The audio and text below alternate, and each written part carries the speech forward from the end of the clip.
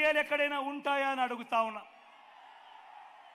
నేను ఈరోజు ధైర్యంగా చెప్తా ఉన్నా, 600 అయినా కానీ 106 అయినా కూడా 4% రిజర్వేషన్లు మైనారిటీలకు ఉండి తీరాల్సిందే అని మీ బిడ్డ ఈరోజు తలెత్తుకొని చెప్తా ఉన్నాడు.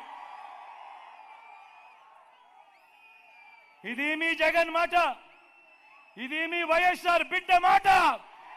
దీనికోసం ఎందాకైనా కూడా పోరాడుతా. మరి బాబు, మరి చంద్రబాబు ఇలా మోడీ సభలో చెప్పగలడా? మరి ఎన్డీఏ నుంచి బయటకు రాగలడా? మరి ఎందుకు ఈ దొంగ ప్రేమ? ఒకవైపు ఎన్డీఏలోనే కొనసాగుతూ మరోవైపున వాళ్ళు 4% రిజర్వేషన్లకు వ్యతిరేకంగా ఉన్నా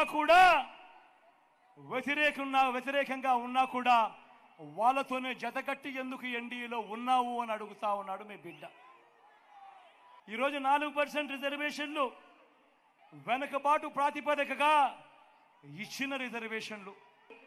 ఇలాంటి వెనుకబాటుకు గురైన వారికి ఇచ్చిన రిజర్వేషన్ల మీద రాజకీయం చేస్తూ వారి జీవితాలతో చెలగాటమాడడం ధర్మం. 4% రిజర్వేషన్ సుప్రీంకోర్టులో ఉంది.